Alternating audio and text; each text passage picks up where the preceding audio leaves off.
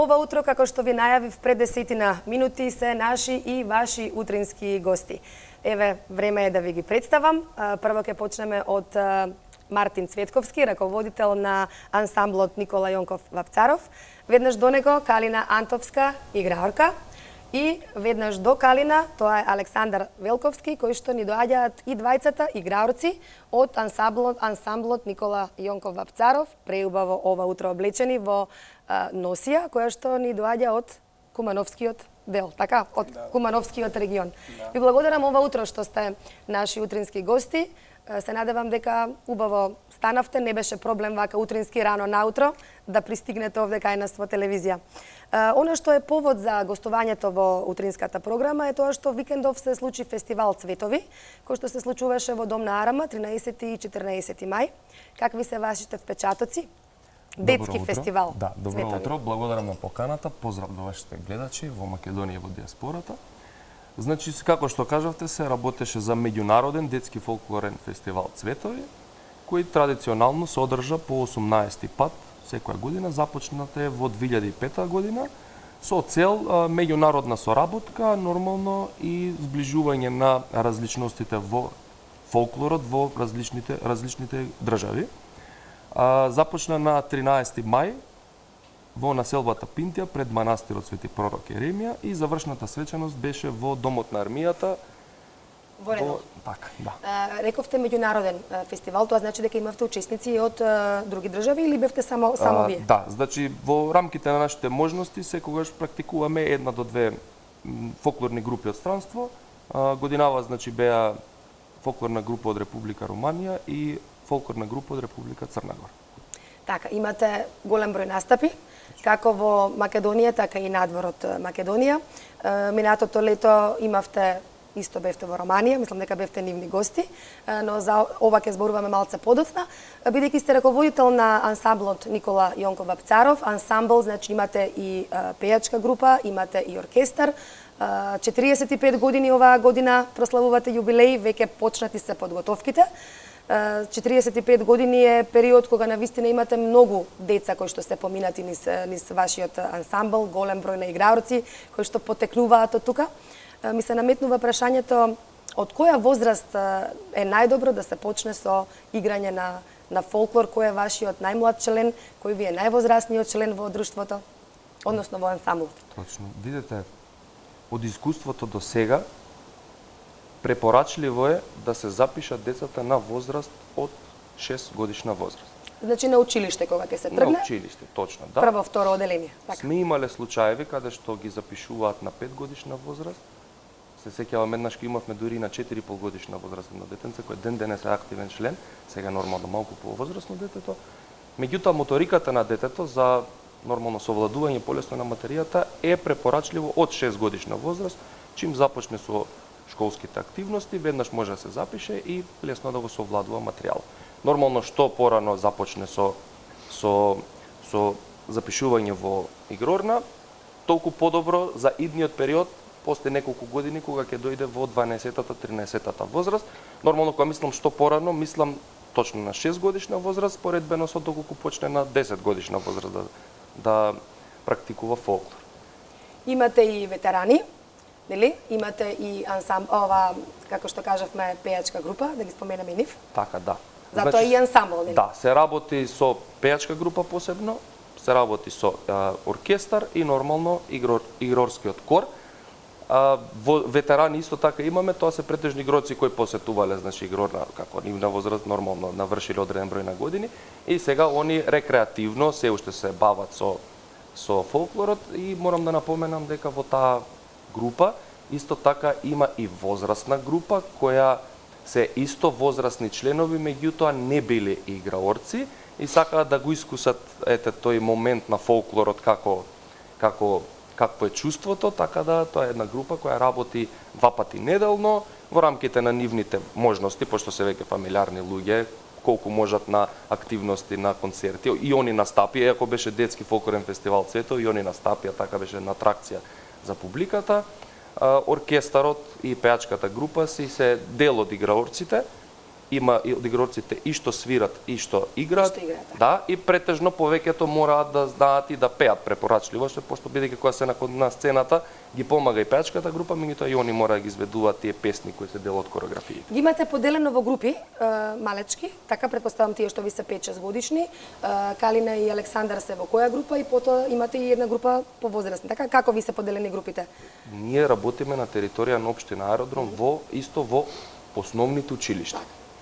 Таму се почетничките групи. Кога се запишуваат, нормално се запишуваат и на 6 годишна возраст дечиња, и на 8, и на 10 до 12. Првата година они се сите заедно, бидејќи нормално сите се почетници во тој момент. После, од таа година, првото полугодие, ако се запише во септември до декември, за тие 3 месеца работат исторо почетничко, да речеме бувчанско оро или правото оро. Од кога ќе изминат тие 3 месеци, од таа група ние ги селектираме во погорните групи. Ние работиме во 4 општински основни училишта во Аеродром, значи тоа се 4 почетнички детски групи да ги наречам. Кога ќе поминат тие, ги пренасочуваме во другите. Тие ни се во главните простори, во населбата Лисиче, во Трговскиот. Таму се веќе 6 фолклорни групи. Од најмала возраст до најголема возраст, меѓутоа мора да напоменам дека не се распределени секогаш во годините. Како што ви кажав, во почетничката група може да има и од 6 и од 10. Така и во поголемите може да има од 12 до 17. Затоа што од 12 до 17 ние претежно гледаме да биде и моментот на квалитет на играњето на игрорец. Пред да го продолжиме разговорот, имаме подготвено и неколку фотографии, па би ја замолила режијата да ги погледнеме. Имаме исто така и делот, мислам дека е тешкото оро, тоа гледачите ќе го видат. Сега сакам да ги вклучиме малце во разговорот и Калина и Александар. Вие сте веќе колку? 9 години се занимавате со фолклор, така? Калина, знам дека ова е кај тебе, значи потекнува веќе фамилиарно, од родителите, од баба, дедо, па и прабаба, сите ти се играорци. Од каде кај вас љубовта кон фолклорот? Па, уште од мала гледав по влезните врати на училиштето залепени флаери. И така всушност ми дојде желбата да истражам малце повеќе за фолклорот, така и за тоа всушност се запишав. Не искрено не направив грешка. Александар? Во моите дома, бидејќи имам постара братовчетка која што се занимаваше, ме учеше дома, еднаш ме однеси на проба кај наставникот, видов, се заљубив и од тогаш ја го негувам фолклорот веќе добри 10 години. Тешко ли се учат кореографиите? Колку време ви е потребно да научите едно оро и колку пати неделно вежбате? Дали само дома, дали само во играорно или можеби малку и по дома потребно е да се повежба? Па, искрено, зависи до кореографијата. Имаме 2 пати неделно проби. Нели на почетокот се поставуваат најпрви чекорите, потоа со текот на времето се делиме девојчињата, па момчињата, додека се исчистат нели тие чекори, па потоа сликите, кореографијата. Ама си вежбате и по дома, така? Да. Мора. Оваа носија, рековме на почеток дека е од Кумановскиот регион, така? Кој ви ги прави овие носии? Кој ви ги шие? Па гледаме претежно да бидат све оригинали, но доколку го нема тоа, може и наставникот да потврди, доколку го нема тоа оригинално парче, принудени сме да... По терен ги собираме тие. Тоа сакав да сакаше Александар да каже. Да, претежно ние по терен. Исто така он го што кажа, гледаме секогаш да биде оригинални парчиња собрани од терен. По старите баби и дедовци кои што има, а меѓутоа доколку некое парче не може да се најде, се трудиме колку е можно да биде нормално изработена копија, да кажам, меѓутоа да биде што приближна на оригиналот. Иако се помалку и помалку ги има тие носии по терен, што е собрано по фолклорните ансамбли собрано и дојдено е, мислам, до момент веќе да ги нема скоро и затоа благодете секое парче што ќе се најде оригинално на терен. Е добро дојдено. Па да. Гледам и накид, ова е накид од Кумановскиот регион, така? Така, да, меѓутоа морам да напоменам дека го носеле девојките, така? Да, тоа е станува збор за копија која не сме успеале да ја најдеме по терен, меѓутоа сме се труделе да биде колку е можно автентична на оригинал. Се останато што ќе видите овде е оригинални парчиња освен накидот. Освен накитот. Тешко ли е да се игра оро со носија, бидејќи се топли? Вие имате и фестивали, на фестивалите сте обично на лето, нели, на отворено. Тешко ли е да играте вака облечени? Тешко е, но кога го правиме тоа со љубов, све се занемарува, и тежината, и топлината, и све се занемарува кога го правиме тоа нешто со љубов. Патувате, имате многу настапи во Македонија, меѓутоа и надвор од Македонија. Ме интересира кога одите, еве летоска бевте во Романија, мислам дека, како ве прифаќа публиката? Што е она што им е најинтересно од македонскиот фолклор, бидејќи вие сте амбасадори на македонската култура, на македонската традиција? Што најмногу ги привлекува странците кога одите на овие настапи? Јас би кажал се. У глобала, се што е македонско, се што е поврзано со културата и традицијата, бидејќи јас сум кажал во неколку наврати, тоа што е Аргентина во фудбалот, тоа е Македонија во фолклорот. Точно, така да доволно е само да се појавиме, веќе публиката ја имаме освоено со овие убави носи и момци и девојки заедно, а тек кога ќе започнеме да играме, тоа е веќе ниедна публика не може да остане рамнодушна. Она што ме интересира е каков е интересот на младите, на децата кон фолклорот. Јас знам дека еве и Калина и Александар, за Калина знам сигурно дека продолжува понатаму да изучува и фолклористика и на факултетот за на прво средно училиште во Луи. Ајде, тоа што доаѓа од дома е едно. Меѓутоа ме интересира како вие како ансамбл и колку вие како ансамбл придонесувате еве кај младите да се развие љубовта кон она наше изворно македонско традиционално. Јас би кажал со еден збор најмногу. Затоа што интересот кај младите е едно, а љубовта е сосема друго. Тоа се два момента. Знаете, за да ја развие љубовта кон фолклорот, он прво треба да се заинтересира да види што е тоа. Тука се создава една проблематика, како да ги привлечеме младите да се заинтересираат. Нема член, нема дете што се запишало на игрорна, било каде, да се занимава со фолклор, а да нема љубов кон тоа. Првиот момент е да се заинтересира. Како што кажа Калина, ете, она видела влезен флаер во основно училиште, го пројавила интересот да се заинтересира што е всушност фолклорот, иако им било кажувано од родителите, бабите и додовците. Тоа е тој момент. Вториот момент е она кога ќе се запишат кај нас дечињата, тоа е више нашата работа. И ми објаснуваме традицијата, што е културата, бидејќи фолклорот е еден вид на наука. Не е само изучување едно оро, да идеме да го изиграме, да научиме да го играме. Така, не е само кореографијата, значи тоа така. Тоа е комплексна наука каде што си има, значи, образовани универзитетски професори, докторати по таа работа, каде што они тоа го изучуваат. Секој оваа шара, парче означува нешто, бидејќи тоа е и се истражува што символизирало во минатото. Така да наидуваме на тоа, кога се каже игрорна, тоа е тој момент што го зборувам јас, интересот кај младите треба што често па преку активности, проекти да им се објасни што е всушност фолклорот, тоа е една наука. Сме наидувале игрорна, знаете што е фолклор? Да, знаеме, века да изиграме едно-две ора на свадба. Не, тоа е сосема друго. Фолклорот е наука. И јас би бил, например, задоволен да има што повеќе активности, да им се објасни на младите што е фолклорот, да се заинтересираат да дојдат да видат. Јас де сум сретнал игрорец, да иде на игрорна да нема љубов кон тоа. Тоа еднаш кога ќе влезе во себе, никогаш не излегува. Да се поправа. Сите го имаме во нас љубов, така тоа само ке кого да го разбудиме. Така е. Многу ми е мило како ансамбл дека работите со млади деца и многу ми е мило кога ќе видиме вака млади како Калина и како Александар кои што навистина си ја сакаат традицијата, си го сакаат својот фолклор и уште помило ми е што ќе продолжат понатаму да се школуваат еве баш во таа насока. 45 години не е мала бројка, значи огромен јубилеј. Постоите од далечната 78 година. Веќе активно се подготвувате за вашиот јубилеен концерт кој што ќе биде кон крајот на годинава. Така, значи секоја година кон крајот на тековната година во месец декември, тоа е една манифестација, Вапцарови денови.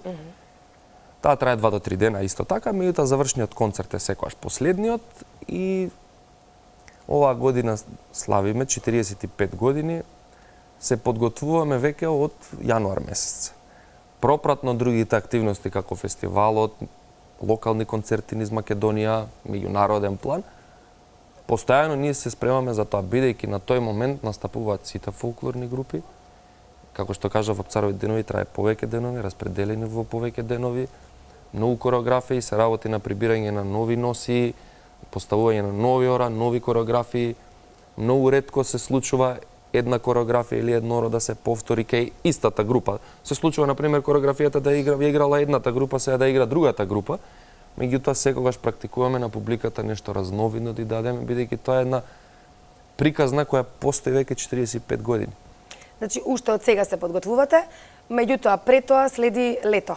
На лето имате меѓународни настапи, рековте Шпанија, Италија, Италија, Франција и Шпанија. И Франција. И знаете ли веќе со што ќе се представите? Имате ли веќе во план дали само се представувате со оро или нормално и македонска песна? Пејачката група, оркестарот и игрорскиот кор ќе си бидат заедно, мислам ќе учествуваат на фестивалот. Тоа е една споено патување од 3 држави, околу 15 на дена ќе трае целата концертна турнеја. Подготвено имаме дел од стариот репертоар и она што го вежбаме, што го совладуваме и поставуваме за во декември, ќе го искористиме како момент таму да ни биде премиера на тие нови кореографии, за да го навежбаат децата и членовите тоа и на меѓународен план. Така да една богата програма. Морам да напоменам дека по враќањето таа заминуваме за Србија, ова е во јуни месец, крајот на јуни, почеток на јули.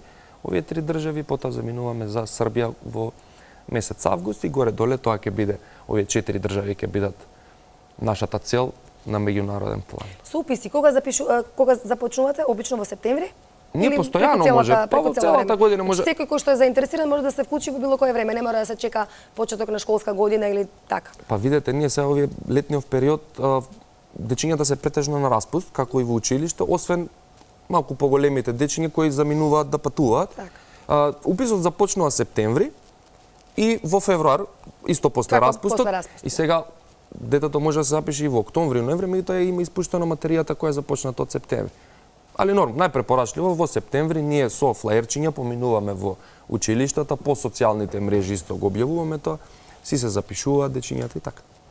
Одлично. Имаме уште една минутка до утринските вести. Би сакала вака за крај, еве и од Калина и од Александар, како млади луѓе, една порака до вашата генерација, до оние кои што ве гледаат во моментов и на крај од вашиот кореограф, тренер, како да кажам, Мартин.